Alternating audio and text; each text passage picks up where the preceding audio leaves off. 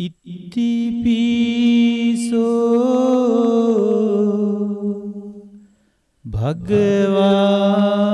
භගවාරං සම්මා සම්බුද්ධෝ විජ්ජාචරණ සම්පන්නෝ සුගතෝ ලෝකවිදු අනුත්තරෝ පුරිස ධම්ම සාරති සත්තා දේව මනුස්සානං බුද්ධෝ භගවාති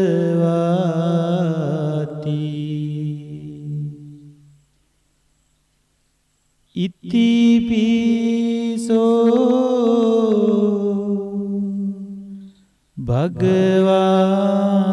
භගවාරං සම්මා සම්බුද්ධෝ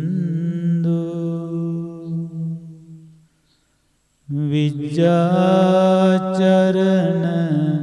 සම්පන්නෝ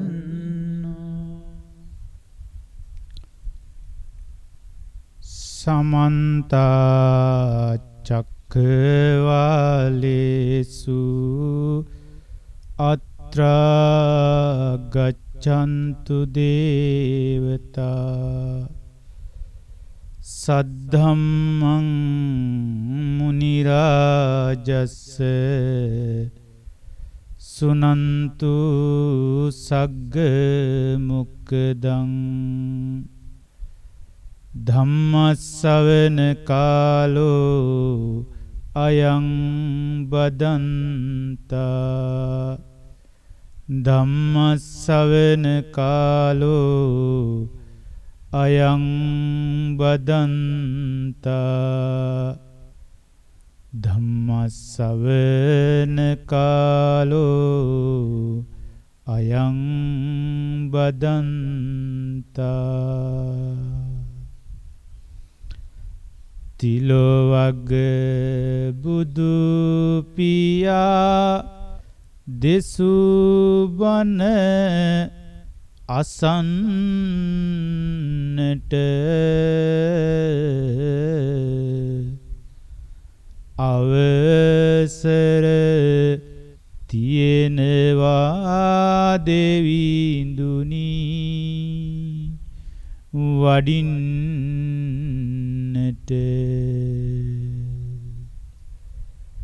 කාලය එළඹ ඇත බුදු බණ කියන්නට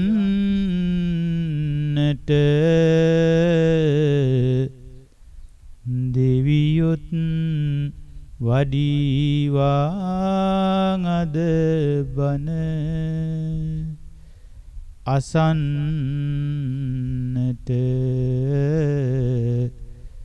දෙවියොත් වඩිවාං අද බණ අසන්නට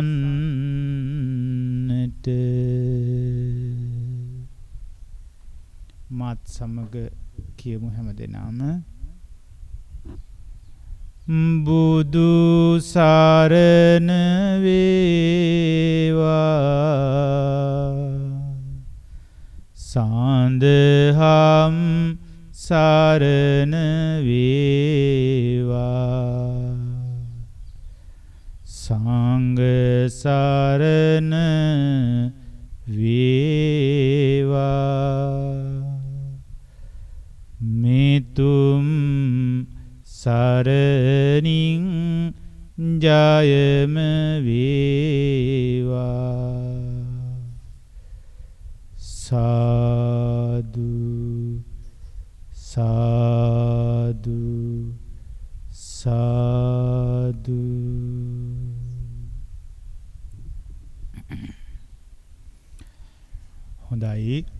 සද්ධාවන්ත වාසනාවන්ත ගුණගරුක පින්වතුනේ, අද අපි මේ උදෑසන මේ උතුම් පොහෝ දවසේ පෙහෙවත් සමාදන් වෙලා උතුම් සීලයක පිහිටා ගන්නට යෙදුන මේ සෑම දිනාම උදෑසන උතුම් ධර්ම දේශනාවක කොටසක් ශ්‍රවණය කරලා එක් දේශනාවක් ශ්‍රවණය කරලා ලෞකික වූද ලෝකෝත්තර වූද මාර්ගාංගයක් ගැන ඉගෙන ගනිමින් තමයි අද දවසේ සිටින්නේ. මතකයිද අද මොකක්ද ඉගෙන ගන්න මාර්ගාංගය? අපි දැන් පොහෝ දින ගණනාවක් තිස්සේ මේ වැඩපිළිවෙල සාකච්ඡා කරගෙන එනවා. ඉතින් මොකක්ද මේ වැඩපිළිවෙල? ලෞකික වූත් ලෝකෝත්තර වූත් වැඩපිළිවෙල. ඒ කියන්නේ ලෞකික ජීවිතය ජය ගන්නට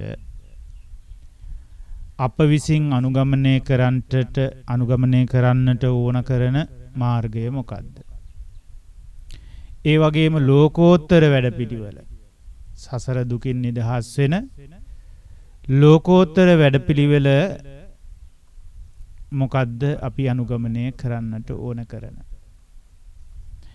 මේ හා සම්බන්ධයෙන් අපි දැන් පොහෝ දින ගණනාවක් තුල සෑහෙන කාලයක් තිස්සේ ඒහා යම් අධ්‍යාත්මික පැත්තට යොමු වෙලා පොහෝ දවසේ බොහොම නිදහසේ මේ ටික අධ්‍යයනය කරගෙන එනවා. ඉතින් තවම මේ කොටස අවසන් කරගන්නට අපිට බැරුව ගියා. තව පොහෝ දින කිහිපයක් අපිට ඉදිරියට මේක සාකච්ඡා කරන්නට වෙයි. දැන් ඔබ සාමාන්‍යයෙන් අහලා තියෙන්නේ බුද්ධ දේශනාවක් පැයක් හමාරක් ඇතුළත සමස්ත මුළු බුද්ධ දේශනාවම කියලා දීලා තේරුම් කරලා දීලා තව අමතර මොනවා හරි භාවනාවකුත් කරලා ධර්ම දේශනාව අවසන් කරනවා. එහි දායකත්වයේ සැපයූ අයගේ නම් ගම් වසියල්ලක්මත් කියලා. ඉතින් ඒකේ කොච්චර දුරට අපිට ඒවා වැටහෙනවද කියන එක ගැන ඒ තරම් සැලකිලිමත් නැහැ. අපි සතුටු වෙන්නේ දේශනාවක් කළා. අපි බණ ඇහුවා, දේශනාවක් ඇහුවා. බුදුරජාණන් වහන්සේගේ සූත්‍ර දේශනාවක් අපි ඇහුවා. ඉතින් උදේට එකක්, හවසට තව දේශනාවක් ඇහුවාම පොයේ දවසට සූත්‍ර දේශනා දෙකක් ඉගෙන ගත්තා කියලා ගොඩක් සතුටු වෙනවා. එහෙම තේරෙන පිරිස් ඇති. ඒ වුණාට මට ඉතින් හැඟෙනවා ගොඩාක් පිරිසට එහෙම වේගයෙන් තේරුම් ගැනීමේ කුසලතාවය වර්ධනය වෙලා නැහැ. අපි ඒක හොඳට දන්නවා. සමහරට පොය දින ගණනාවක් කරත් දේශනාවක් තමන්ගේ මේ මනසට ඒක හසු කරගෙන අවබෝධය කරා මෙහෙව ගන්න වැඩපිළිවෙල ඒ තුලින් අල්ලගන්න අමාරුයි ගොඩක් අයට. ඉතින් ඒ නිසා අපි මේ කරන විග්‍රහයද ප්‍රමාණවත් කියලා මම හිතන්නේ. සමහර වෙලට බුදු කෙනෙකුට පැය ගාණක් විස්තර කරනකොට බුදු කෙනෙක් විසින් ඉන්ද්‍රිය ධර්ම දෙස පරීක්ෂා කොට බලබලා කියා දෙන දේශනාවක ඒ අදාළ කෙනෙක් හෝ දෙන්නෙක් ඒක අවබෝධ කරගන්නට ඉඩ තියෙනවා. එහෙම ඉලක්කයක් එක්ක භාග්‍යතුන් වහන්සේට දේශනා කරන්න පුළුවන්. නමුත් අපි මේක තෝරලා දෙනකොට ඒ පිරිස් තුල තියෙන දුර්වලකම් අපිට තේරෙන්නේ නැහැ. අපි හිතනවා 100%ක් ඉතා හොඳින් මේ ග්‍රහණය කරගන්නවා කියලා. ඒ වුණාට පින්වතුනි, අද අපි මේ දේශනාව කරනකොට වුණත් මුලින්ම ආරම්භ කරනකොට ගොඩාක් හොඳ වුමනාවෙන් ආරම්භ කෙරුවට බණ ටික අහගෙන යනකොට ගොඩාක් දෙනකොට නිදිබර ගතිය එනවා. ඒක මේ අපේ මේ බණහන උපාසක උපාසිකා පිරිස අතර තියෙන ජනප්‍රියම ක්‍රමවේදයක්. ඊට පස්සේ S2 පියාගෙන ඔළුව පාත් කරගෙන බිම් බලාගෙන ඉතින් බණ අහනවා වගේ සිටිනවා. ඒ වුණාට කිසිම දෙයක් ඇහෙන්නේ නැහැ. එතකොට කයේ තියෙන වේදනාකාරී ස්වභාවයන් උනත් ඒ තරම් දැනෙන්නේ නැහැ. ඒ යම්කිසි නිද්‍රෝපගත තත්වයක ඉන්නේ. ඉතින් ගොඩක් වෙලා ඉඳගෙන ඉන්නත් පුළුවන් එහෙම. ඉතින් දේශනාව ඉවර වෙලා සාදුකාර හඬට තමයි සමහර ලාවට බොහෝ දෙනෙක් අවදි වෙන්නේ. ඉතින් ඒ අයට එක දවසින් එක දේශනා වාරයක් අහලා අවසන් කරලා ඊළඟ පොයේ දවස් එනකොට අර කියන නිද්දේ අහපු දේවල් නින්දේ දේශනා වුණ කොටස් විශේෂයෙන් අවබෝධ වෙනවා කියලා එකකුත් නැහැ. තේරෙනව නේද මම මේ කියන දේ? ඉතින් අපි බෞද්ධයි කියලා පොයේ දවසේ බණ ඇහුවයි කියලා එකක් කිව්වාට එහෙම අහපු බණකුත් නැහැ. ඔහේ ඇහුණ දෙයක් තියෙනවා මොනවද බණ කියනවයි කියලා ඒක වොමනාවෙන් අහගෙන ඒ කරුණ තෝරාගෙන බේරාගෙන ඒක හොඳ පැහැදිලි බවකට අරගෙන නැහැ. ඉතින් ආපහු දේශනාව කරන ලද ස්වාමින් වහන්සේගෙන් හෝ ගමේ විහාරස්ථානයේ ඒ නායක හෝ ස්වාමින් වහන්සේලාගෙන් එහෙම නැත්නම් පොඩි ස්වාමින් වහන්සේලාගෙන් හෝ ඒ දේශනාවේ නොතේරුණු තැන් නැවත අහගන්නවා කියලා කෙනෙක් එහෙම අපිට දකින්නත් නැහැ. අනේ ස්වාමින් වහන්සේ මේ එදා ඒ කරපු දේශනාවේ මට අර දෙවණියට කියලා දුන්නු අර ලෝකෝත්තර කොටසේ කරුණු කාරණා ටික තේරුණා මදි. එහෙම විස්තර වශයෙන් තේරුම් ගන්න ඕනකමක් තියෙන කෙනෙක් නම් අනිවාර්යයෙන් මෙහෙම ඉදිරිපත් වෙනවනේ. නේද? එතකොට දැන් කෙනෙකුට අවශ්‍ය වුණොත් තමන්ගේ මොකක් හරි අවශ්‍යතාවයක් තියෙනවා නම් පන්සලේ ගියාම දැන් අපි හිතමුකෝ කෙනෙකුට මේ ඔන්න ගෙදරට අවශ්‍ය වෙලා තියෙනවා නිදියා ගන්න මේ කොට්ටන් ඉවරයි කොට්ට අඩුයි. දැන් ඉතින් කවුරු හරි පිට කෙනෙක් ආවොත් අලුත් කොට්ටයක් දෙන්න විදිහක් නැහැ. සමහර අය ඉන්නවා පන්සල් ගිය ගමන් ඉතින් ස්වාමීන් වහන්සේගෙන් සමහර වෙලාවට අහනවා අවසරයි ස්වාමීන් වහන්සේ මේ කොට්ට එහෙම නැද්ද වැඩිපුර විකුණන්න එහෙම කොට්ට නැද්ද මට මේ කොට්ටයක් ගන්න ඕන වෙලා තියෙනවා. ඉතින් ඒ ඕනෙකම ස්වාමීන් වහන්සේගෙන් අහනවා. මේ අපි වියදමක් කරලා හරි පන්සලට පිනට යමක් දීලා හරි ගන්නවා. එතකොට ඒ අපේ අවශ්‍යතාවය. ඉතින් ඒ විදිහේවත් අවශ්‍යතාවයක් අපිට පේන්නේ නැහැ. මේ ඉගෙන ගන්න ධර්ම කොටස අතර අපහැදිලි වෙච්ච තැන් පැහැදිලි කරගන්න ප්‍රශ්න අහන ස්වභාවය.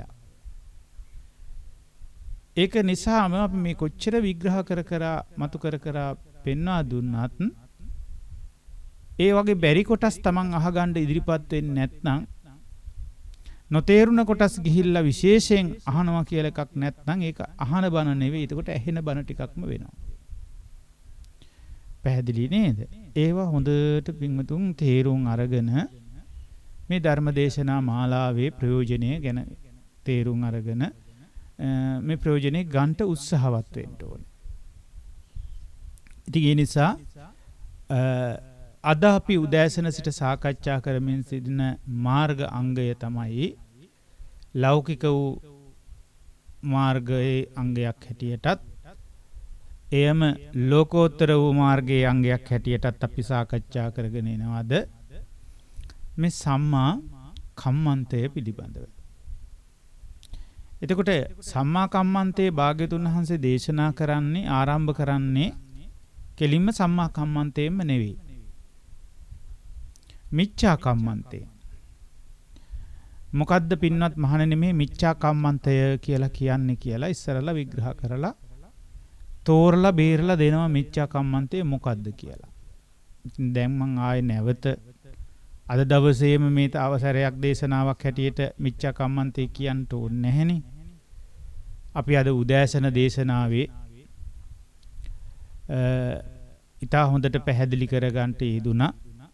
මොකද්ද මිච්ඡා කම්මන්තය කියන්නේ? නේ? එතකොට ඒකේ මිච්ඡා කම්මන්තේ පැහැදිලි කරගන්නකොටම මිච්ඡා කම්මන්තම් මිච්ඡා කම්මන්තෝති පජානාති කියලා ඉගෙන ගත්ත මතකනේ. එයම කෙනෙකුගේ සම්මා දිට්ඨියක් බවට පත් වෙනවා. ඒ වගේ පින්වතුනි දැන් අපි මේ ඉගෙන ගන්නට උත්සාහ කරන්නේ සම්මා කම්මන්තේ පිළිබඳව. මිච්ඡා කම්මන්තේ ඉගෙනගෙන පැහැදිලි කරගත්තෝ අපිට දැන් අවශ්‍ය වෙනවා සම්මා කම්මන්තය පිළිබඳව ඉගෙන ගන්න. මොකද්ද මේ යහපත් කම්මන්තය නේ? යහපත් කර්මාන්ත කියලානේ අපි කියන්නේ. යහපත් කර්මාන්ත මොනවද කියලා අපි හොඳට බුදුරජාණන් වහන්සේගේ දේශනා ඇසුරු කරගෙන ඉගෙන ගන්නට ඕනේ. මොකද එහෙම දේශනා ඇසුරු කරගෙන අපිට ඉගෙන ගන්න බැරි වුණොත් ඔබ දන්නවද අපේ හිතට ඇති වෙන්නේ අපි මේ වෙනකොට දන්නා යහපත් කර්මාන්ත. ඉතින් කෘෂි කර්මාන්තය, වඩු වැඩ කරලා ජීවත් වෙන වඩු වැඩ කර්මාන්තය, වඩු කර්මාන්තයනේ. ඒ වගේ තව තියෙන විවිධ කර්මාන්ත බොහොම හොඳයි ජීවත් වෙන්න කියලා කියනවා. එතකොට සත්ත්ව ගොවිපළවල් ඇති කරගෙන මස් පිණිස සත්තු ඇති කිරීම වගේ දේවල් වසවිස වෙලඳාමෙන් ජීවත් වෙන ඒ කර්මාන්ත හොඳ නැහැ කියනවා. එතකොට මිච්ඡා කර්මාන්ත මොනවද කියලා අහුවාම ඉස්කෝලවල ළමයි ලියන්නේ ඒ හොඳ නැති වැඩ පිළිවෙලවල්. යහපත් කර්මාන්ත මොනවද කියලා අහුවාම ලියන්නේ අර කෘෂි කර්මාන්තය, වඩු කර්මාන්තය, ඒ වගේ විවිධ රැකී ආරක්ෂා ටිකක් තමයි ලියන්නේ හොඳ දේවල්. එහෙම නේද? සම්මා කම්මන්තය කියලා අහුවාම කියන්නේ යහපත් කර්මාන්ත. මොනවද යහපත් කර්මාන්ත කියලා අහුවාම ලියන්නේ ওই වගේ දේවල්. ඉතින් අපි දැන් මේ දේශනාවෙනුත් ඉගෙන ගන්න ඕනේ හරියට බුදුරජාණන් වහන්සේ ඒවාමද දේශනා කළේ කියලා. යහපත් කර්මාන්ත කියන්නේ මොනවද? සම්මා කම්මන්ත කියන්නේ මොනවද කියලා අපි පැහැදිලි කරගන්න උත්සාහවත් වෙමු. එහෙමනම් අපි අපේ දේශනාව අධ්‍යයනය කරන්න යොමු කාලයේ අපතේ නොවන විදිහට අද අපේ මේ දේශනාවේ පින්බර දායකත්වයන් සිදු වෙන්නේ ගල්මුරුවේ පදිංචි අපේ කැලුම් මහත්මයාගෙත් ඒ වගේම ගීතා මෑණියන්ගෙත් ආදරණීය පුතණුවන් වෙන රෝමිත පුතණුවන්ගෙත් ඒ වගේම හලාවත පදිංචි අපේ චමිලා මෑණියන්ගෙත් ඒ වගේම ධම්මික මහත්මයාගෙත් ආදරණීය වැඩිමහල් දියණිය ඉසුරි දිල්සාරා දියණියගේ මේ දෙදෙනාගේම ජන්මදිනයන් මේ මාසයට එදිලා තියෙනවා. අන්නේ ජන්මදිනයන් නිමිති කරගෙන තමයි ඒ අයට ආශිර්වාද කිරීම පිණිස, සෙත් ප්‍රාර්ථනා කිරීම පිණිස දහම් සෙවන සඳහා නිකේතනයෙන් ඔබ වෙත මේ උතුම් ධර්ම දාණය අද ඔබ වෙත ගෙනෙන්නේ. මෙහිදී අපි ඉගෙන ගන්නවා ලෞකික හා ලෝකෝත්තර මග පැහැදිලි කෙරෙන ආකාරයේ අද උතුම් පොහෝ දවස බක් මාසේ පුර 15ක පොහෝ දවසේ දහම් වැඩසටහනේ දෙවෙනි කොටස තමයි මේ නරඹන්ට ඔබට ආරාධනාව ගෙනෙන්නේ. ඉතින් එහෙමනම් ඔබ දන්නවා දැන් කවුද පින්බර දායකත්වයේ සපයන්නේ මේකේ? රෝමිත තෙන්නකෝන් පුතණුවන්ගේත් ඉසුරි දිල්සාරා දියණියගේත් ජන්මදිනයේ නිමිත්තෙන් එම දරුවන් දෙදෙනා විසිනුත් දායකත්වයේ දරමින් පවුල් වල හැම දෙනාමත් එකතු වෙලා තමයි මේ ධර්ම දේශනාව ඔබ වෙත ගෙනෙන්නේ. අපි එහෙමනම් දේශනාවට යොමු වෙමු. අපි මේ දේශනාවේ කතාබස් කරගෙන ඇවිල්ලා තියෙනවා මිච්ඡා කම්මන්ත කොටස. දැන් අපි යොමු වෙන්නේ සම්මා කම්මන්තයට. ඉතින් භාග්‍යවතුන් වහන්සේ විමසා සිටිනවා කතමෝච භික්කවේ සම්මා කම්මන්තෝ. ඒකේ තේරුම මොකද්ද? පින්වත් මහණෙනි, සම්මා කම්මන්තය කියලා කියන්නේ මොකද්ද? සම්මා කම්මන්තේ යනු කුමක්ද? එතනදී බුදුරජාණන් වහන්සේ විග්‍රහ කරනවා මෙන්න මේ විදිහේ ප්‍රකාශනයක්. සම්මා කම්මන්තම් පහම් භික්ඛවේ ද්වයං වදාමි. මොකද්ද? සම්මා කම්මන්තම් පහම් භික්ඛවේ ද්වයං වදාමි. ඒ කියන්නේ මේ සම්මා කම්මන්තය කියන එක පින්වත් මහණෙනි මම ආකාර දෙකකින් කියා දෙමි. වදාමි කියලා කියන්නේ කියලා දෙනවා කියන එක. එතකොට වදාමි කියන්නේ අර අපි දන්නවනේ මම කිව්වොත් මියන්නෙන් අවසන් වෙන්න ඕනේ කියලා එක පාලියේ තේ නීතිය එහෙම තමයි. වදාමි වදාරමි. ඒ කියන්නේ කියා දෙමි. එහෙනම් අනිවාර්යෙන් ඒ මම කියලා ආගිතුන් වහන්සේ ඒක පෙන්ලා දෙනවා කියන අදහස. පින්වත් මහන්නේ සම්මා කම්මන්තයේද අර මීට පෙර වගේ හැම එකම ආකාර දෙකකින් කියලා දුන්නා වගේ සම්මා පැත්ත, සම්මා කම්මන්තයේද ආකාර දෙකකින් කියා දෙන්නෙමි කියලා කියනවා. එතකොට මොනවද ඒ ආකාර දෙක කියලා දැන් ඉගෙන ගන්න ඕන. ඒකේ පෙන්ලා දෙනවා ආකාර දෙකෙන් එකක් මේ විදිහට. අත්තිබික්කවේ සම්මා කම්මන්තෝ. මහණෙනි සම්මා කම්මන්තයක් තියෙනවා. තේරුණාද මොකද්ද? මහණෙනි පින්වත් මහණෙනි සම්මා කම්මන්තයක් කියා එකක් තියෙනවා. ඒ දෙකක් තියෙනවා කියලා ඉස්සෙල්ලා කිව්වේ. ඒකෙන් එකක් තියෙනවා. මොකද්ද? සාසවා. ඒක පෙන්නනවා සාසවා. මේවා දැන් අපිට හොඳට වචන හුරු වේගෙන යන්නේ. සාසවා කියලා කියන්නේ ආශ්‍රව සහිත වූ. ඒ කියන්නේ ඒකේ ආශ්‍රව ප්‍රහීන වෙන්නේ නැහැ. ආශ්‍රව පවතිනවා. ඒ වුණාට ඒ ආශ්‍රව තිබුණට සම්මා පැත්තක් තමයි ඒකේ තියෙන්නේ. ඒක තේරෙනවද ඔබට? ඒ කියන්නේ දැන්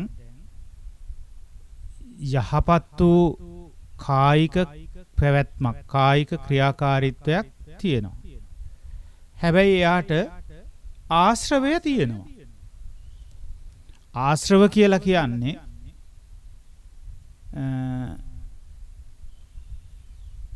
අපිට තියෙනවා කාමාශ්‍රව, භවආශ්‍රව, අවිජ්ජාශ්‍රව, දිඨාශ්‍රව කියලා ආශ්‍රව වර්ග 4කට බෙදනවා. මූලික වශයෙන් කාමාශ්‍රව, භවආශ්‍රව, අවිජ්ජාශ්‍රව කියලා තව එකකුත් තියෙනවා දිඨාශ්‍රව කියලා. මේ ආශ්‍රව ප්‍රහීන වෙලා යන්නේ නෑ මේකෙන්. මොකෙන්ද? යහපත් කායික පැවැත්මක් තිබුණයි කියලා. එතකොට ඒකේ ඒ යහපත් කායික පැවැත්මේ කවුද ඒක ඒ විදිහට පවත්වන්නේ? මම බොහොම යහපත් කායික පැවැත්මකින් ඉන්නවා කියලා ඒ මමත්වය කියන එක ප්‍රහීන වෙන්නේ නැහැ. පැහැදිලිද? එතකොට පුද්ගල ස්වභාවය ඒකේ තියෙනවා. කොයි පුද්ගලයෝද මේ යහපත් පැවැත්මේ ඉන්නේ කිව්වොත් මෙන්න මේ පුද්ගලයෝ කියන්න මමත් එක්ක මෙන්න මේ අය එහෙම ඉන්නවා. වැරදි විදිහට කය හසුරවන්නේ නැහැ කියලා. අන්න ඒකට තමයි කියන්නේ ආශ්‍රව සහිතයි. කෙලෙස් ප්‍රහාණය වෙලා නෙවෙයි. ආශ්‍රව තියෙනවා. නමුත් මේකේ පෙන්නනවා පුඤ්ඤ භාගියා. පුඤ්ඤ භාගියා කියලා කියන්නේ මම මේක කියලා ඇති භාගියා කියලා කියන්නේ ඒ පැත්තකට නැඹුරු වෙනවට තමයි කියනවා පුණ්‍ය භාගියා. එතකොට පින පැත්තට නැඹුරු වෙනවා ඒකෙන්. එහෙනම් මේකේ තියෙනවා පින පැත්තට නැඹුරු වූ ස්වභාවය. ඊළඟට තව තියෙනවා අදහසක් මේකේ මොකද්ද? උපදි වේපක්කා. උපදි වේපක්කා කියලා කියන්නේ විපාක විඳින්න අර කෙලස් තියෙනවනේ කෙලස් සහිතව කර්මය හැදෙනවා. මතු මත්තේ සැප විපාක ලැබෙන විදිහට කර්මය හැදෙනවා. ඒකට කියනවා උපදි වේපක්කා. මත්තේ සැප විපාක ලැබෙනවා නිසා. ඔන්න ඔය ලක්ෂණ තුනෙන් යුක්ත වූ සම්මා කම්මන්තයක් තියෙනවා කියලායි මේ කියන්නේ. පැහැදිලිද? අත්තිබික්කවේ සම්මා කම්මන්තෝ සම්මා කම්මන්තයක් තියෙනවා පින්වත් මහණෙනි. සාසවා පුඤ්ඤ භාගියා උපදි වේපක්කා. තේරුණාද? සාසවා පුඤ්ඤ භාගියා උපදි වේපක්කා. ආශ්‍රව සහිතයි පිනට නැඹුරු වෙලා තියෙන්නේ. මතු මත්තේ නිසා සැප විපාක ලැබීම තියෙනවා. ඒ විදිහට පවතින සම්මා සංකල්පය සම්මා සංකප්ප කම්මන්තයක් තියෙනවා. සම්මා කම්මන්තයක්. යහපත් කායික පැවැත්මක්, යහපත් කායික ක්‍රියාකාරීත්වයක් කියලා එකක් තියෙනවා. එතකොට එක සම්මා කම්මන්තයක්. ඊළඟට තව සම්මා කම්මන්තයක් තියෙනවා. භාග්‍යතුන් වහන්සේ පෙන්වා දෙනවා පින්වතුනේ. කොහොමද? තව සම්මා කම්මන්තයක් ගැන අත්තිබික්කවේ සම්මා කම්මන්තෝ මහණෙනි පින්නත් මහන්නේ තවත් සම්මා කම්මන්තයක් කියා එකක් තියෙනවා. ඒක මෙන්න මේ ලක්ෂණ වලින් යුක්තයි. මොනවද? ඒකේ පළවෙනි ලක්ෂණය තමයි මොකද්ද? අරියා. අරියා කියන්නේ ආර්ය වූ ශ්‍රේෂ්ඨ වූ බවක් එකේ තියෙනවා. උතුම් බවක් තියෙනවා. ඒ වගේම අනාසවා කියලා ලක්ෂණයක් ඒකේ තියෙනවා. මොකද්ද අනාසවා කියන්නේ? සාසවා කියන එකේ අනිත් පැත්ත. සාසවා කියවේ ආශ්‍රව සහිතයිනේ. අනාසවා කියලා කියන්නේ ආශ්‍රව නැහැ. ඒතකොට ආශ්‍රව තිබිච්ච කෙනෙකුට මේ අංගය ඇති කරනකොට ඇති වෙනකොට තියෙන ආශ්‍රව මොකද වෙන්නේ? ප්‍රහීන කරනවා. ඒ නිසා ආශ්‍රව ප්‍රහීන කරවන කියන ලක්ෂණයෙන් යුක්තයි අනාසවා. ඒ විතරක් නෙමෙයි තව ලක්ෂණයක් තියෙනවා. මොකද්ද? ලෝකයෙන් ඈතර කරවන විදිහේ මාර්ගාංග වලින් එකක්. ඒ හින්දා ලෝකුත්තරා කියන්නේ ලෝකයෙන් ඈතර වෙන මග්ගංගා මාර්ග අංග වලින් එකක් මේක. එන්න එකට කියනවා ලෝකුත්තරා මග්ගංගා. ලෝකෝත්තර මාර්ග අංගයක් වන සම්මා කම්මන්තේකුත් තියෙනවා. ඔන්න සම්මා කම්මන්ත දෙක පැහැදිලි කළා. මොකද්ද සම්මා කම්මන්ත දෙක දැන් කියන්න බලන්න. පැහැදිලිද ඔබට? සම්මා කම්මන්ත දෙකක් තියෙනවා. එකක් මොකද්ද? සාසවා පුඤ්ඤ භාගියා උපදි වේපක්කා. ඒ කියන්නේ ආශ්‍රව සහිතයි පිනට නැඹුරු වෙලා නමුත් විපාක පිණිස සැප විපාක පිණිස කර්මය හැදෙනවා. අන්නේ ලක්ෂණ තුنين යුක්ත සම්මා කම්මන්තයක් තියෙනවා. ඊළඟට කියනවා තව සම්මා කම්මන්තයක් තියෙනවා ආර්යයි. ඒ කියන්නේ හරි ශ්‍රේෂ්ඨයි. හේතුව ශ්‍රේෂ්ඨ වෙන්නේ ඒක කෙලෙස් පවත්වන්නේ නැහැ. ආශ්‍රව පවත්වන්නේ නැහැ. අනාසව තියෙනවා නම් ආශ්‍රව එකෙන් ප්‍රහීන වෙන්න පටන් ගන්නවා. ඒ අංගය ඇති කරගන්නකොට. ඒ වගේම ලෝකයේ තුලට හිර වෙන්නේ නැහැ. ලෝකෙන් එතෙර කරවන මාර්ගයේ අංගයක් බවට පත් වෙලා තියෙනවා. ඒ නිසා ඒක ශ්‍රේෂ්ඨයි කොහොමද? උත්තරීතරයි. දැනට ඒ විදිහට ගන්නකො මේ ආර්ය කියන එක. ඇත්තටම ආර්ය කියන එකේ තේරුම තමයි අර ඒකේ කෙලෙස් නොපවතින නිසා ඒකේ පුද්ගල සංකල්ප වලින් කවුද මේ ආර්ය හිත මේ වැඩේ කරන්න කියලා කෙනෙක් කියන්න බෑ. පුද්ගලයෙක් හඳුන්වා දෙන්න බෑ. සත්වයෙක් වෙන්නන්න බෑ. එතන තියෙන්නේ ධර්මතා පෙළගැස්මක් නිසා ඇති වුණු තවත් එක්තරා ධර්මතාවයක්. අන්න ඒක නිසා එතන ශ්‍රේෂ්ඨත්වයක් මතුවෙන්නේ. මොකද පුද්ගලයෙක් එකතු වෙච්ච තැන් වල කවදාවත් ශ්‍රේෂ්ඨ වෙලා නැහැනේ. පුද්ගලයෙක් එකතු වෙච්ච හැම තැනකම තියෙන ප්‍රශ්න ආරවුල් නේ. පුද්ගලයෙක් එකතු වෙලා කැපී පේන්න යන පුද්ගලයෝ නිසා බලන්නකො කොච්චර කරදර විපත් සිද්ධ වෙනවද කියලා. රටවල් අතර අභ්‍යන්තරික ගැටුම් සහ බාහිර රටවල් අතර ගැටුම්, ගම් අතර ගැටුම්, ගමේ අභ්‍යන්තරික ගැටුම්, ඊට පස්සේ පවුල් අතර ගැටුම්, පවුලේ අභ්‍යන්තරික ගැටුම්, මේ හැම එකක්ම බලන්න පුද්ගල සංකල්ප තුලින් පුද්ගලයන්ගේ ගුණාගුණ නිසා සිද්ධ වෙන අවුල් වියවුල් තියෙනවා. පැහැදිලිද? නමුත් බලන්න රහතුන් වහන්සේලා දහස් ගාණක් වැඩ සිටියා මේ අනුරාධපුර යුගයේ එනකොට. මහමෙවුනා උයනාදී ඒ උයනේ රහතුන් වහන්සේලා දහස් ගණන් වැඩ සිටියත් පුංචි ගැටුමක්වත් නැහැ. කවුරුත් කාගේ හිතක් රිදවගත්තු දෙයක්වත් වාර්තා වෙලා නැහැ ශාසනික ඉතිහාසය තුල. රහත් නොවූ පිරිස අතර තමයි ප්‍රශ්න මතභේද හටගත්තා නම් හට අරගෙන තියෙන්නේ. පැහැදිලි නේද? රහතන් වහන්සේලා අතර ඒ අවුල් නැහැ. මොකද ධර්මයක පිහිටා ඉවරයි. ආර්යයි. ඒක නිසා. මොකද ආර්ය මගක් වඩලා තියෙන්නේ. ඒ නිසා උන්වහන්සේලා හඳුන්වන්නේ ආර්ය උත්තමයෝ කියලා. උන්වහන්සේලාගේ මනසේ ඒ සත්පුද්ගල කතා නෙවෙයි තියෙන්නේ. ධර්මතාවයේ ගරු කරන ධර්මතා ලක්ෂණයක්මයි මතුවලා තියෙන්නේ. ඒක තමයි මේ ආර්ය කියන කතාවේ පැහැදිලි විග්‍රහය. ඒ නිසා අපි කෙටියෙන් කියද්දි ශ්‍රේෂ්ඨයි, උත්තරීතරයි, උතුම් ආර්යයි කියන දේ කියනවා. එතකොට ඇත්තටම ගත්තාම මේ ආර්ය වූ උත්තමයෝ අපි පුද්ගල කතාවකින් අපි තමයි හඳුනාගන්නේ. ඒ හින්දා දැන් ආර්ය කියන කතාව හරියට තේරුම් ගන්න නැතුව තවත් පුද්ගලයෝ පිරිසක්මයි කියලා අපි ඒක අල්ලගන්නේ අපි සාමාන්‍ය මිනිස්සු. එනිසා සාමාන්‍ය මිනිස්සු අතර කෙනෙක් කැපී පෙනෙන්න ඕන වුණාම පුද්ගල මෙයාවකින් අපි අරහිතුන් වහන්සේලා කියලා කියනවා.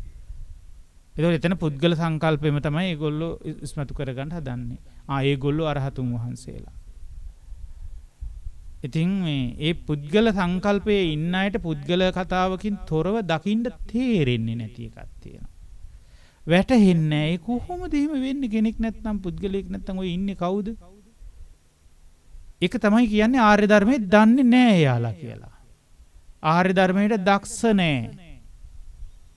අරියානං අදස්සාවි අරිය ධම්මසා කෝවිදෝ. ඒ ආර්ය ධර්මයක් තුළ හිත හික්ම වෙලා නැහැ. අරිය ධම්මේ අවිනීතෝ. පැහැදිලි නේද? ඒ නිසා මේ ආර්ය දර්ශනයත් එක්ක යනකොට මේ සත්පුරුෂ ගුණධර්ම කියනවා බොහෝම වටිනවා. සත්පුරුෂයාගේ සත්පුරුෂ ලක්ෂණ තුලින් තමයි ඉදිරියට එන්නේ ආර්ය කියන ධර්මය. එනිසා අපි ඉදිරියට ඒ වටිකෙන් ටික සාකච්ඡා කරමු. අද පොහොව දවසේ ඒ ගැන විතරක් බණ කියන්න ගියොත් දවසේම ඒ ගැන කියන්න වෙනවා. පුංචි පැහැදිලි කිරීමක් ඒක. අපි යොමු වෙලා බලමු. ඒ ලෝකෝත්තර මාර්ගාංගයක් වන සම්මා කම්මන්තේකුත් තියෙනවා කියලා ඉගෙන ගත්තා. එතකොට මේ සම්මා කම්මන්ත දෙකෙන් අද මම මේ දේශනාවත් එක්ක ඔබට සාකච්ඡා කරන්න බලාපොරොත්තු වෙන්නේ සාසවා පුඤ්ඤභාගියා උපදිවේපක්කා කියන සම්මා කම්මන්තය පිළිබඳව. මොකද දෙකම කරන්න කාලෙ මදි. මා තව දේශනාවක් අද දවසේ අරගෙන යනවා ඔබ වෙනුවෙන් මේ පුන් පොහෝ දවසේ. එතනදි කතා කරනවා මේ ආර්ය වූ ඒ වගේම අනාසව වූ ලෝකෝත්තර මාර්ගාංගයක් වන සම්මා කම්මන්තය මොකක්ද කියලා විග්‍රහ කිරීම. දැන් අපි එහෙමනම් දැන් බලමු මොකක්ද කතමාච භික්ඛවේ සම්මා කම්මන්තෝ සාසවා පුඤ්ඤභාගියා උපදිවේපක්කා. පින්වතුනි මෙතන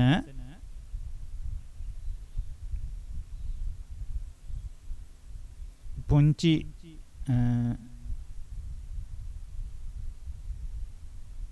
ගැටලුවක් තියෙනවා නේද? සාසවා කියන එකේ අකුරක් වැඩියෙන් වැඩිලා.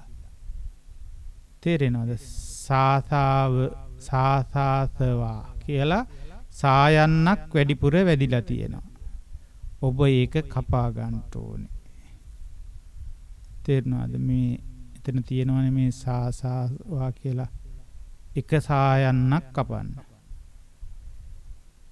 තේරෙනවද? ඒක කැපුවට පස්සේ ඉතුරු වෙන ටික හරි. මේ ටික තියාගන්න. සාසවා. අනික කපලා අයින් කරනවා. එතකොට හරි. සාසවා පුඤ්ඤභාගියා උපදිවේපක්කා.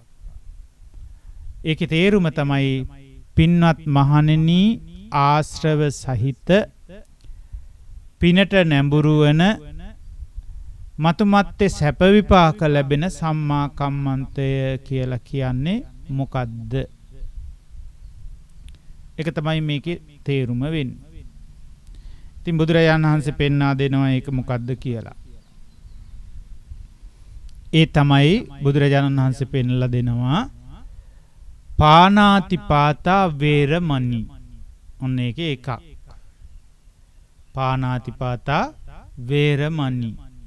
වේරමණී කියලා කියන්නේ වැළකෙනවානේ. වෙන් වෙනවා. මොකෙන්ද වැළකෙන්නේ? ප්‍රාණ ඝාතයෙන්. සත්ත්ව ඝාතනයෙන් ප්‍රාණ ඝාතයෙන් වැළකී සිටීම. ඒක තමයි පළවෙනි සම්මා කම්මන්තය. ඊළඟට දෙවෙනි සම්මා කම්මන්තය තමයි අදින්නාදානා වේරමණී. අදින්නාදානා වේරමණී කියලා කියන්නේ නොදුන් දේ ගැනීමෙන් වැළකී සිටිනවා. ඒකට අපි කියනවා නොදුන් දේ ගන්න නැහැ කියන එකට සොරකමින් වළකිනවා කියලා. නොදුන් දේ ගන්නවා නම් ඒකට සොරකම කියනවා. නොදුන් දේ ගැනීමෙන් වැළකී සිටින නිසා අපි කියනවා සොරකමින් වැළකීම කියලා. ඊළඟට තුන්වෙනි එක තමයි මොකද්ද? කාමේසු මිච්ඡාචාරා වේරමණී. මේක වරදවා කියනවා දැන් ගොඩක් ඔය පාසල් වල දරුවෝ එහෙම. සමහර ගම්බද අම්මලා තිනුත් මේක කියවෙනවා. මොකද්ද? කාමේ සුමිච්ඡාචාරා. මේක හොඳට පේනව නේද ඔබට? දැන් මේ කාමේ සුමිච්ඡා කියලා එකක් නෙවෙයි තියෙන්නේ මේ. මෙතන කාමේසු කියන එක වෙනම තියෙනවා. මිච්ඡාචාරා කියන එක වෙනම තියෙනවා. ඉතින් සමහරු කරන්නේ මේ කාමයේ කියන එකෙන් මෙතන කඩලා මේසු යන්න එකතු කරනවා මෙතෙන්ට. මොකේද? මිච්ඡාචාරාවලට. එතකොට වෙන්නේ මොකද්ද? කාමේ සුමිච්ඡාචාරා කියලා කියනවා. කාමේ සුමිච්ඡාචාරා වේරමණී කියනවා. එහෙම සුමිච්ඡාචාරා යහපත් හැසිරීමක් කියලා එකක් ඒ විදිහට කියන්න බෑ. එතකොට මෙතන තියෙන්නේ වැරදි විග්‍රහයක් වෙනවා. එහෙනම් මෙතන තියෙන්නේ කාමේසු. කාමේසු කියන එකේ තේරුම වෙන්නේ පින්වතුනේ කාමයන් කෙරෙහි. කාමේසු කියලා කියන්නේ කාමයන් කෙරෙහි. මේක මේ විභක්ති අනුව වර්ණගිච්ච එකක්නේ. මෙතන තියෙන්නේ විභක්තියක්, වර නැගිනු විභක්තියක්. ඒ තමයි සප්තමී විභක්තිය.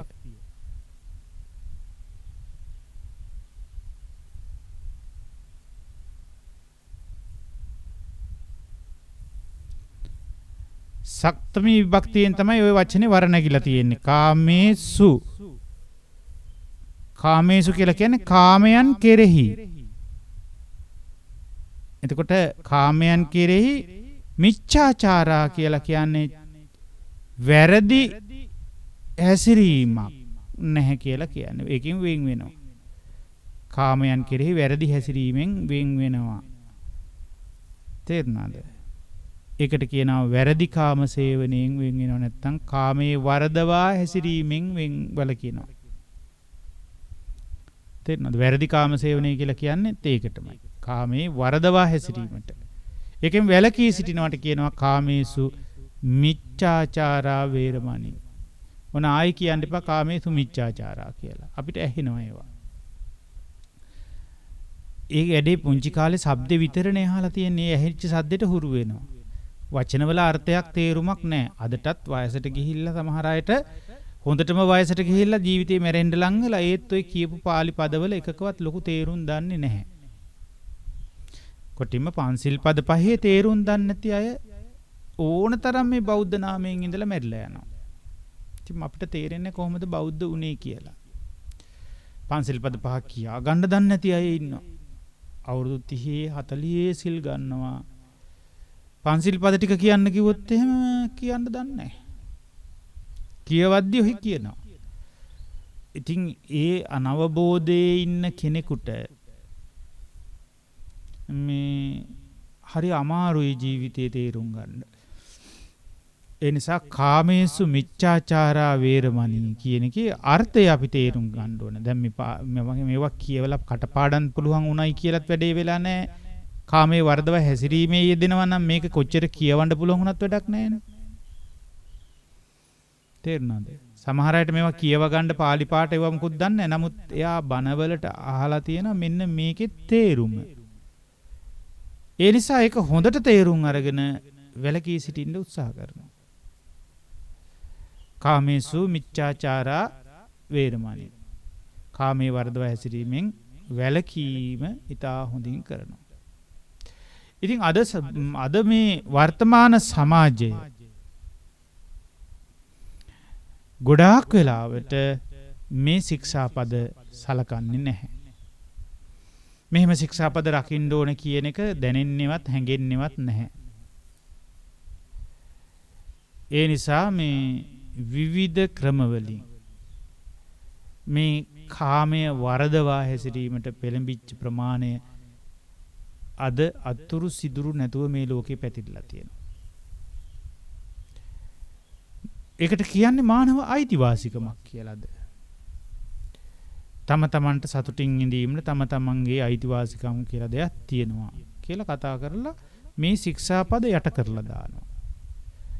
එහෙම කරපු විපාක තමයි පින්වතුනි මේ දැන් වෙනකොට මේ ලෝකයට මේ ලංකාවට විපාක ධර්ම හැටියෙන් හැදිලා ඇවිල්ලා හිතාගන්න බැරි ව්‍යසනකාරී තත්වයන් උද්ගත වෙලා තියෙනවා.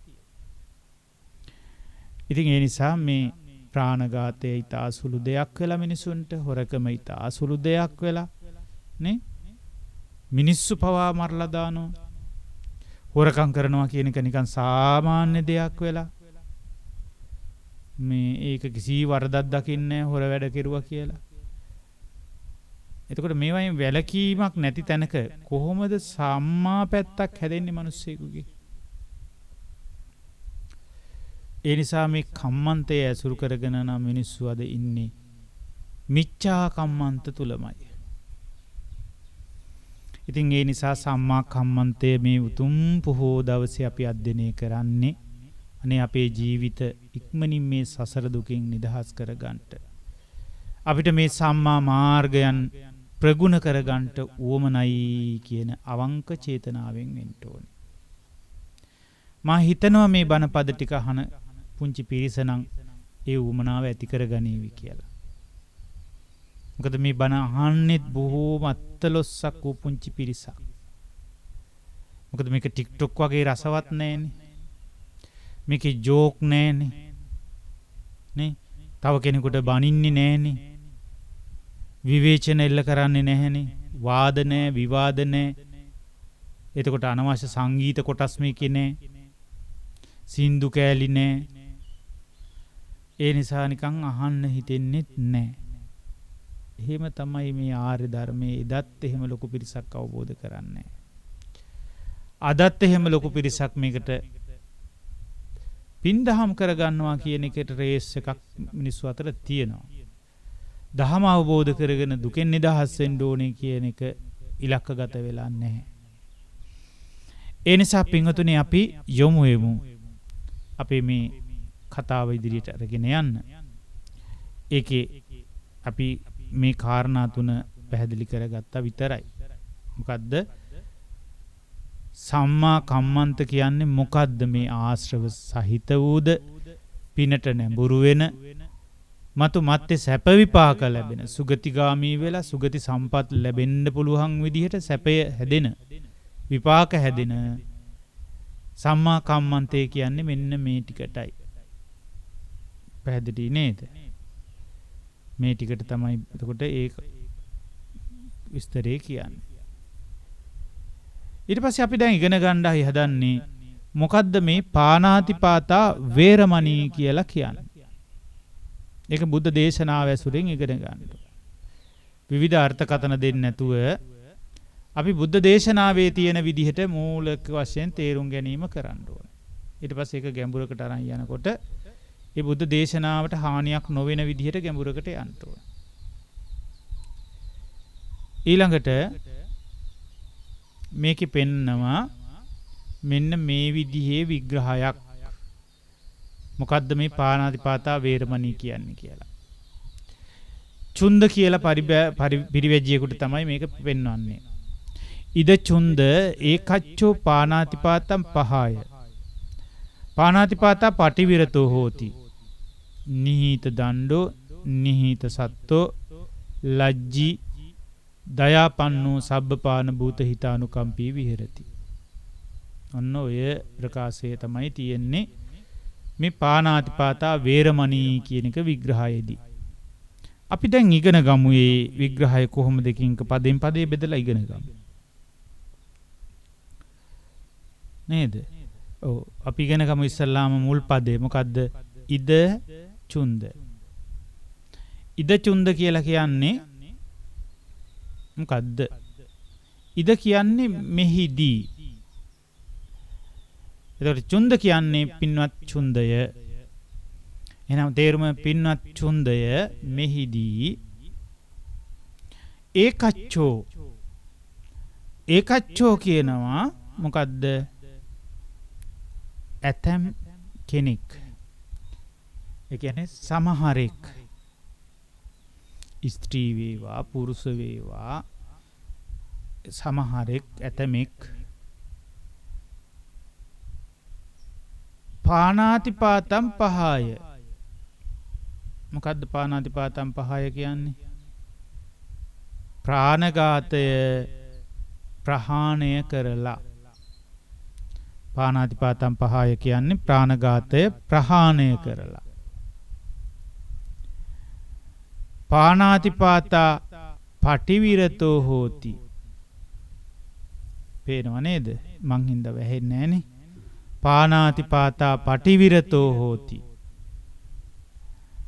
ඒ කියන්නේ ඒකේ තේරුම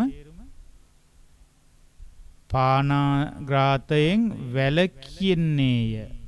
පටිවිරතෝ කියලා කියන්නේ වැළකීලා සිටිනවා.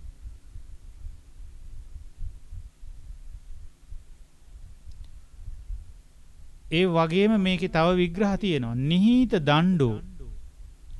නිහිත දණ්ඩෝ කියන්නේ දඬු මුගුරු අත්හැරලා දාලා. දඬු මුගුරු අත්හැරලා දාලා කියන එකට කියනවා නිහිත දණ්ඩෝ. ඊළඟට නිහිත සත්තෝ. නිහිත සත්ත්වෝ කියලා කියන්නේ මේ ශාස්ත්‍රඥ වහන්සේ අතහැරලා නෙවෙයි ඈ. මෙතන සතක් කියලා කියනවා මේ අවියායුධ වලට කියන නමක් මේ සත්ත්ව කියලා කියන්නේ. සතක් පාවිච්චි කරනවා කියලා කියන්නේ අවියායුධයක් පාවිච්චි කරනවා. නිහිත සත්ත්වෝ කියලා කියන්නේ අවියායුධ අත්හැරලා දාලා. ඊළඟට ලජ්ජී කියලා කියන්නේ මේ තමන් පාපයට අකුසලයට ලැජ්ජා ඇතිව. පාපය සහ අකුසලයට පාප අකුසලයන්ට ලැජ්ජාශීලීව ලැජ්ජා ඇතිව. ඊගාවට කියනවා දයාපන්නෝ සබ්බපාන භූත හිතානුකම්පී විහෙරති. ඒකේ අර්ථය කොහොමද දෙන්නේ බලන්න. සබ්බපාන භූත හිතානුකම්පී විහෙරති. සියලුම උපන් සත්වයන් කෙරෙහි දයාවෙන් යුක්තව දයාවෙන් සහ හිත අනුකම්පාවෙන් යුක්තව කියලා ගත්තනම් ගොඩක් හොඳයි. දයාවෙන් අනුකම්පාවෙන් යුක්තව.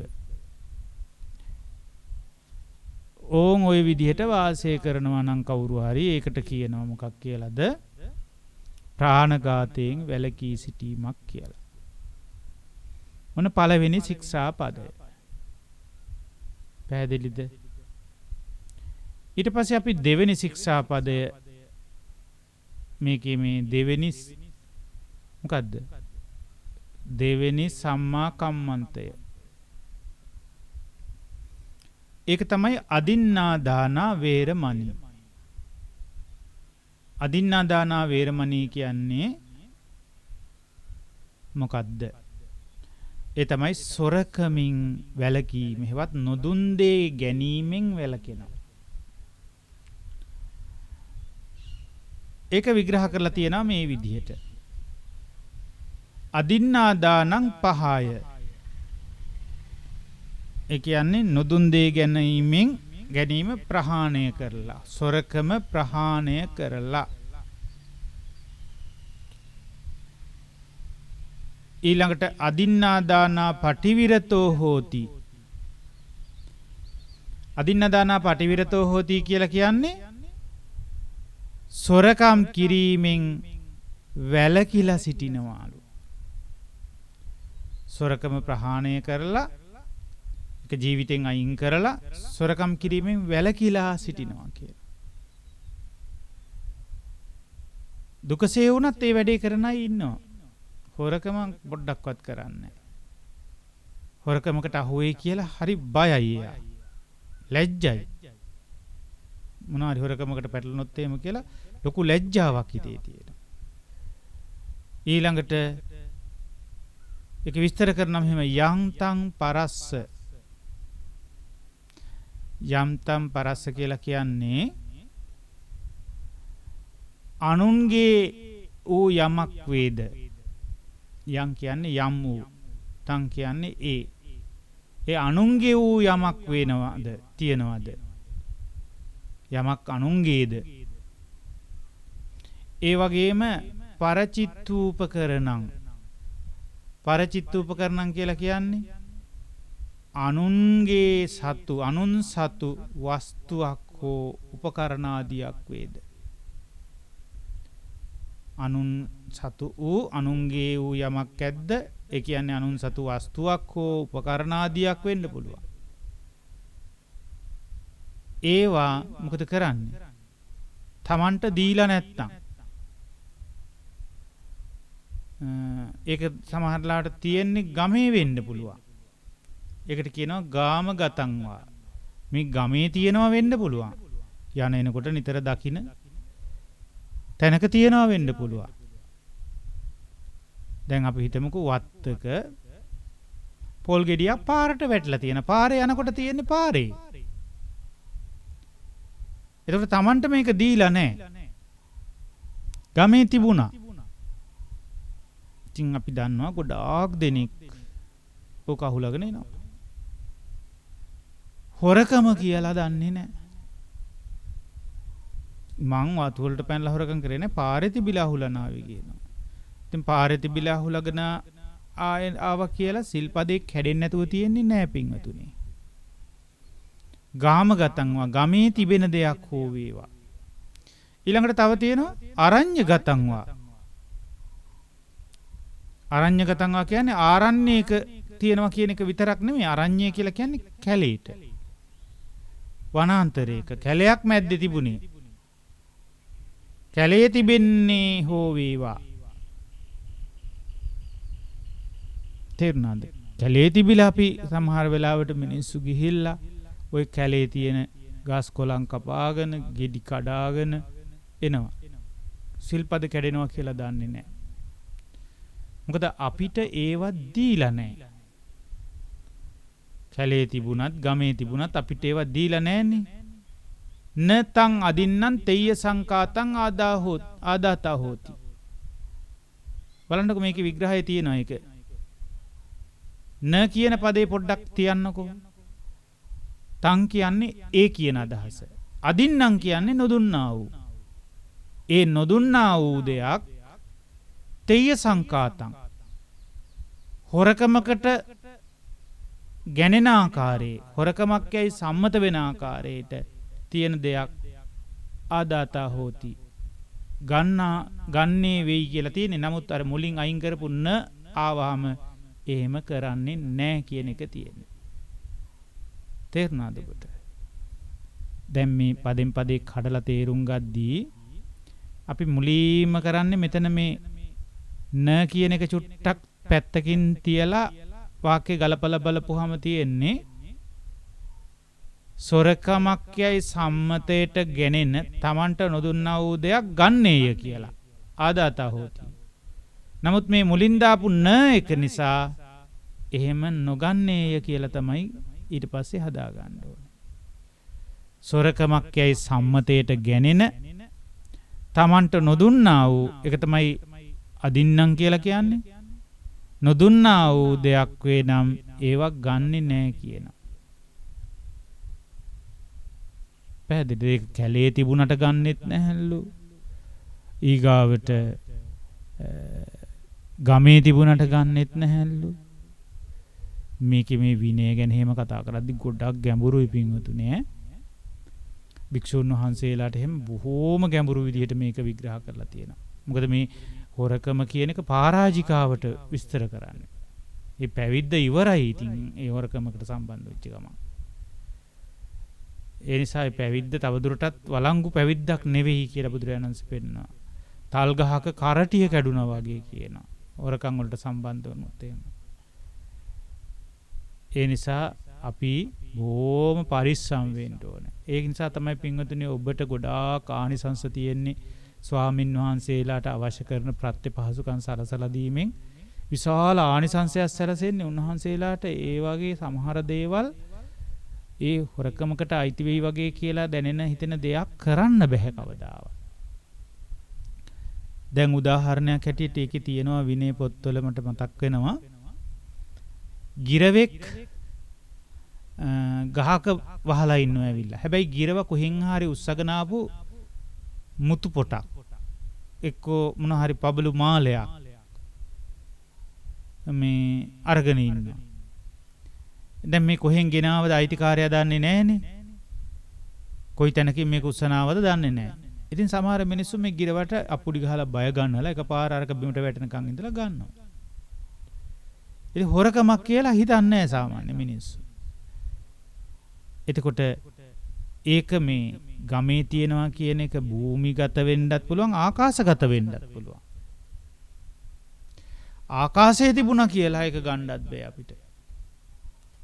අයිති නෑ, දීලා නෑ අපිට ඒක. ඒ නිසා නොදුන්නා වූ දෙයක් එහෙම ගන්නකොට ඒක තෙය්‍ය සංකාත කියන කණේට යනවා. හොරකමක් යයි කියන සංඛ්‍යාතයට ගණේට ඒ හොරකමකට කියන සම්මතයට යනවා. හොරසිත තියෙනවා. පැහැදිලි නේද? ඒ නිසා හොරසිතක් ඒකේ උපදිනවා එතකොට. එහෙනම් චේතනා හම්බික්කවේ කම්මං වදාමි. චේතනාව කර්මය නම් එහෙම චේතනා පහළ වෙලා කරන්න යන්න හොඳ නැහැ කිසිවක්. අයි ඔය තමයි දෙවෙනි සම්මා කම්මන්තය. තේරුණාද? ඊළඟට අපි යමු මොකක්ද තුන්වෙනි සම්මා කම්මන්තය. කාමේසු මිච්ඡාචාරා වේරමණී. කාමේසු මිච්ඡාචාරා වේරමණී කියන එක කාමේ වරදවා හැසිරීම කියන එක මම මුලින් පැහැදිලි කරා පළවෙනි දේශනාවේදී. ඒ ටිකත් එක්කම සම්බන්ධව තේරුම් ගන්න පුළුවන් ලේසියෙන්. මේකේ පෙන්නනවා කාමේසු මිච්ඡාචාරං පහය. කාමේ වරදවා හැසිරීම ප්‍රහාණය කරලා දානවා. මොකද්ද කරන්නේ? කාමේ වැරදි හැසිරීම ප්‍රහාණය කරලා දාලා මොකද කරන්නේ? කාමේසු මිච්ඡාචාරං පටිවිරතෝ හෝති. කාමේ වැරදි හැසිරීමෙන් වැළකීලා වෙන් වෙලා වැළකීලා සිටිනවා. කොහොමද ඒක කරන්නේ කියලා විස්තර කරනවා ඊට පස්සේ. ඒ තමයි යාතා මාතුරක්කිතා. යම් තැනැත්තියක් ඉන්නවා අම්මා තමයි එයාව රකින්නේ. එහෙනම් අම්මා විසින් රකින්න තැනැත්තියක් වේද? අපි ඒක කෙටි කරලා ලියන්න පුළුවන් යම් වූ අම්මා විසින් රකින්නියක් වේද? ඊළඟට යාතා පිතුරක්කිතා. අම්මා නෑ මෙයාගේ. කවුද රකින්නේ? තාත්තා විසින් රකින්නේ. පළමු කෙනාගේ තාත්තා නෑ අම්මා විසින් රකින්නවා. යම් පියා විසින් රකින්න තැනැත්තියක් වේද? තව සමහරුන්ගේ ඉන්නවා අම්මා තාත්තා දෙන්නම නෑ. ඇයව රකින්නේ අම්මා තාත්තා දෙන්න විසින්ම දෙන්න ඉන්නවා ජීවිතුන් අතර. එතකොට ඇයව රකින්නේ යාතා මාතු පිතුරක්කිතා. අම්මා තාත්තා දෙදෙනා විසින් රකින්න තැනැත්තියක් වේද? සමහරුන්ගේ අම්මා තාත්තා දෙන්නම නැහැ. ඇයව රකින්නේ යාතා බාතුරක්කිතා. සහෝදරයා තමයි ඇයව රකින්නේ. සහෝදරයා විසින් රකින්න තැනැත්තියක් වේද? සමහරුන්ට සහෝදරයෙකුත් නැහැ. වැඩිමාල් හෝ වේවා බාල හෝ වේවා සහෝදරිය විසින් තමයි රකින්නේ. යාතා බගිනි රක්කිතා. තේරුණාද? සහෝදරිය විසින් ආරක්ෂා කරන්නේ. සහෝදරියගේ ගෙදර තමයි ඉන්නේ. එහෙම තැනැත්තියක් වෙන්න පුළුවන්. ඒ වගේම යාතා ඥාති රක්කිතා. අම්මෙක් තාත්තෙක් වගේම සහෝදර සහෝදරියකුත් නැහැ. නමුත් යම් වූ වෙනත් ඥාති දුර ඥාති ගෙදරක තමයි ඉන්නේ. එතකොට ඒක ඥාති රක්කිතා. යම් වූ ඥාතීන් විසින් රකිනා තැනැත්තියක් වේද? තේරුණාද? ඥාතීන් විසින් රකින්නා වූ තැනැත්තියක් වේද? ඊළඟට යාතා ධම්ම රක්කිතා. ධර්මයේ විසින් රකින්නවා. ඒ කියන්නේ එයාව ආරක්ෂා කරනවා. protected by the norm. තමන් ආරක්ෂා කරන ධම විසින් තමයි එයාව ආරක්ෂා කරන්නේ. protected by the norm.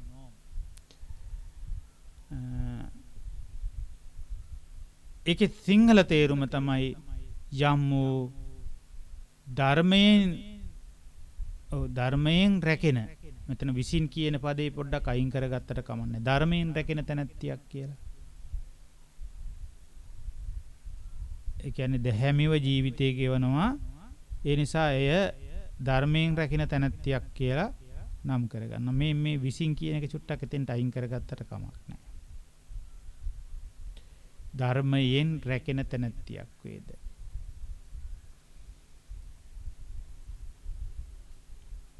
ඊළඟට තියෙනවා යාතා සස්සාමිකා. ඒ කියන්නේ ඇයට ස්වාමියෙක් ඉන්නවා. ඒ ස්වාමියා යටතේ තමයි ජීවත් වෙන්නේ. එතකොට ඇයව රකින්නේ කවුද? ස්වාමියා. එහෙනම් යම් වූ ස්වාමියා යටතේ සිටින තැනැත්තියක් වේද? ඊළඟට ස්වාමියා යටතේ ඉන්න තව කෙනෙක් ඉන්නවා යාතා සපරිදණ්ඩා. ඒ කියන්නේ යම්මු දඬුවමකට යටත් වී සිටින දැන් ওই සිර මැදිරි වල ඉන්න කාන්තාවෝ ඉන්නවා.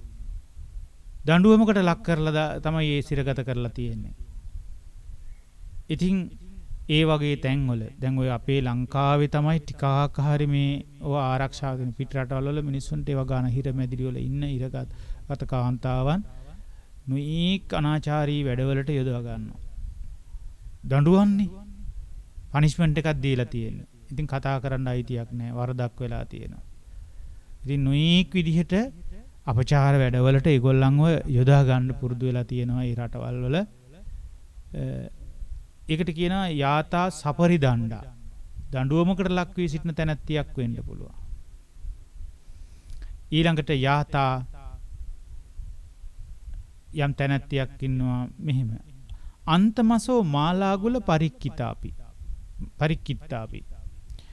ඒ අන්තමසෝ කියන්නේ අඩුම තරමේ නැත්තම් යටත් පිරිසෙන් වෙන්නනවා අඩුම තරමේ මල් මාලාවක් හරි කවුරු හරි පලන්දවලා එයත් එක්ක විවාහ විසගෙන ඉන්නවා කියන්නකෝ.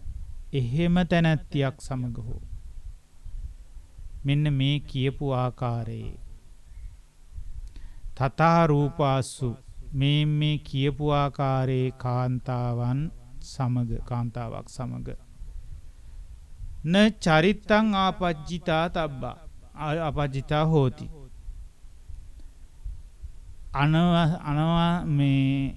අනාචාරේ වැරදි හැසිරීමක යෙදෙන්නේ නැහැ කියනවා. වැරදි ආකාරයේ අනාචාරයේ හැසිරීමක යෙදෙන්නේ නැහැ. අනාචාරයේ හැසිරීමක් නොකරන්නේය. න කියලා මුලින් තියෙන්නේ නොකරනවා කියන එක. පැහැදිලිද? ආන් ඒක තමයි කාමේහි වරදවා හැසිරීමෙන් වෙන් වෙනවා කියලා කියන්නේ. ඔන්න ඔය තුන තමයි එතකොට මේකේ හොඳට පැහැදිලිව තේරුම් ගන්න ඕනේ. පැහැදිලි නේද? මෙන්න මේ ටිකට එතකොට කියනවා මොකක් කියලාද? අයං භික්ඛවේ සම්මා කම්මන්තෝ සාසවෝ පුඤ්ඤභාගියෝ උපදිවේපක්කෝ. පින්වත් මහණෙනි, මේ තමයි ආශ්‍රව සහිත වූ පිනට නැඹුරු වූ මතුමත්තේ විපාක හැදෙන සම්මා කම්මන්තය කියලා කියන්නේ. හැදෙන්නේ ඒ ටික සිංහලෙන් බලන්න. පින්වත් මහණෙනි, මේ වාට තමයි ආශ්‍රව සහිත පිනට නැඹුරු වූ මත්ෙහි සැප විපාක ලැබෙන සම්මා කම්මන්ත කියලා කියන්නේ. ඉතින් පින්වතුනි, අපි මේ කතා කරපු කොටස ඒක. මේ දේශනාවේ මා ඉලක්කගත කරගත්තේ අන්නේ කොටස් ටික. ඉතින් අද මේ දෙවෙනි දේශනාව වෙනුවෙන් අපට දායකත්වයේ සපයලා දුන්නේ අපගේ පින්වත් රෝමිත පුතණුවන්, ඒ වගේම රෝමිත තෙන්නකෝන් පුතණුවන් වගේම ඉසුරි දිල්ෂාරා දියණිය කියන දෙදෙනා Tamanගේ උපන්දිනයන් වෙනුවෙන් අපි ප්‍රාර්ථනා කරමු. අපි හැමෝම ඒ දරුවෝ දෙන්නට සුබම සුබ වාසනාවන්ත ජන්මදිනයන්ම එයට අත්පත් වේවා. මෙතෙන් සිට ඒගොල්ලන්ගේ අනාගත දිවි පෙවෙත වාසනාවන්ත වේවා. Tamanගේ ඒ දරුවන් දෙදෙනාගේම මතු අනාගත දිවි පෙවෙත ਸਰව ප්‍රකාරයෙන්ම සාර්ථක වේවා. සියලු ප්‍රාර්ථනාවන් ඉෂ්ට සිද්ධ වෙන යහපත් පුණ්‍ය ධර්මයන් කුසල ධර්මයන් ඒ දෙදෙනාට ජනිත වේවා. මේ ධර්ම දානයේ තුලින්, මේ තිලිනය තුලින්, ඒ වගේම දෙදෙනාට මුතුන් වූ චතුරාර්ය සත්‍ය ධර්මයත් වහ වහ අවබෝධ වේවා කියලාත් අපි ප්‍රාර්ථනා එකතු කරමු. ඒ වගේම අපි ප්‍රාර්ථනා කරමු මේ විදිහටත් ඒ හැම දිනාගෙම ප්‍රාර්ථනාවක් මේ විදිහට සඳහන් වෙනවා. ගෝතම බුදුසසුන ආරක්ෂා කරන දිව්‍ය බ්‍රහ්ම කැලටත් මේ පින් අනුමෝදනා කරනවා. ඒ සියලු දෙවි බඹුන් පෙරම් පුරණ බෝධිසත්ව මණ්ඩලය සහ ඉෂ්ට දෙවි දේවතාවුන් වහන්සේලාටත් මේ පින් අත්පත් වේවා. ඒ අයගේ සියලු කුසලතා ඒ වගේම සියලු සැප සම්පත් තව තවත් වඩා වර්ධනය වේවා. දිව්‍යමය ආශ්චර්යයන් වඩා වැඩිත්වා. ඒ හැම දිනාටම පාරමිතා ධර්ම සපිරෙමින් උතුම් ධර්ම අවබෝධයට මඟ සැලසේවා කියලත් සාදුකාර පවත්තමු. ඒ වගේම කුලිනු ගුණපිරි කල්යාණ මිත්‍රයන් වහන්සේලාටත් මේ පින් බලය අනුමෝදන් වේවා. ඒ පින් බලෙන් ඒ කල්යාණ මිත්‍ර සියලුම ස්වාමින් වහන්සේලා ගිහි පිරිස අතරේ සිටින කල්යාණ පින්වතුන් හැම දිනාටම උතුම් ධම අවබෝධ වෙන්න ධර්ම දාන පාරමිතාව සැපිරේවා කියලා සාදු කියමු. ඒ වගේම මේ සඳහා දායකත්වයේ සපයත් ඉදිරිපත් තුන රෝමිත පුතාගේ ආදරණීය දෙමාපියන් අතර පින්වත් කැලුම් මහත්මයාට නිදුක් නිරෝගී සම්පන්නිය තිර ජීවනයේ සැලසෙන්නටත් ගීතා මෑණියන්ටත් නිදුක් නිරෝගී සුවපත් භාවය දෙදෙනාටම දීර්ඝායුෂ සම්පන්නිය සහ උතුම් ධර්ම අවබෝධය සැලසේවා කියන ප්‍රාර්ථනාවත්. ඒ වගේම පින්වත් ඉසුරි දියණියගේ ආදරණීය පියාණන් ධම්මික මහත්මයා වගේම ආදරණීය මෞතුමිය චමිලා මෑණියන්ටත් උතුම් නිරෝගී සම්පන්නිය දීර්ඝායුෂය වගේම උතුම් දහමත් වහවහ අවබෝධ කරගන්නට මේ පින් හේතු වාසනා වේවා. ඒ වගේම මේ අය අතරින් වියෝ වූ ඥාතීන් ගුරුවර ආදී හිතවතුන් වෙතටත් මේ ධර්ම දානමය පුණ්‍ය ශක්තිය සාදු සිතින් අනුමෝදන් කරමු. ඒ අයත් සැපවත් වේවා, සුවපත් වේවා, සාන්ත නිවනින්ම සැනසෙත්වා කියලා සාදු කියමු. ඒ වගේම මේ අවස්ථාවේ අපේ මව්බිමපත් වී ඇති අවිනිශ්චිත මේ තත්වයන්ගෙන් සියල්ලෙන්ම රට ජාති ආගම ආරක්ෂා වෙලා අවශ්‍ය කරුණු තෘප්ත වීම සඳහාද මේ පුණ්‍ය ශක්තිය හේතු සම්පත්තියක් වේවා කියලා ප්‍රාර්ථනා කරනවා මේ දරුවෝ විසින්.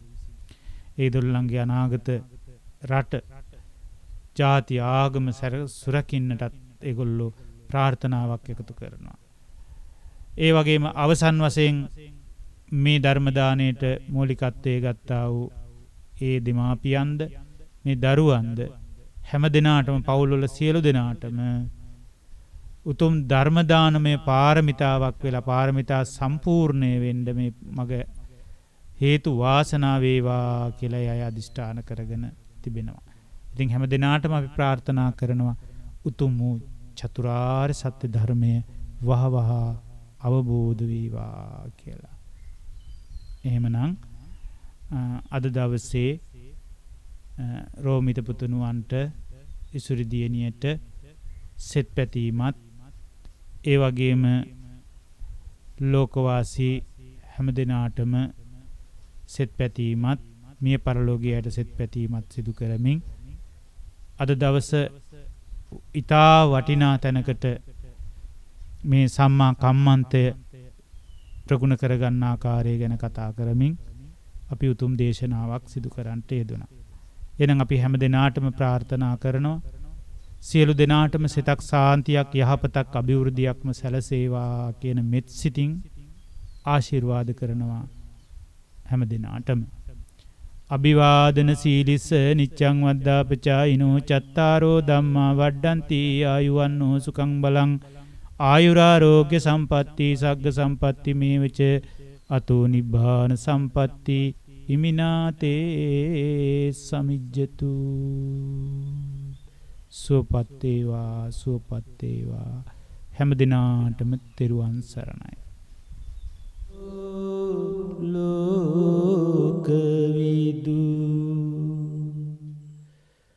අනුත්තරෝ පුරිස ධම්ම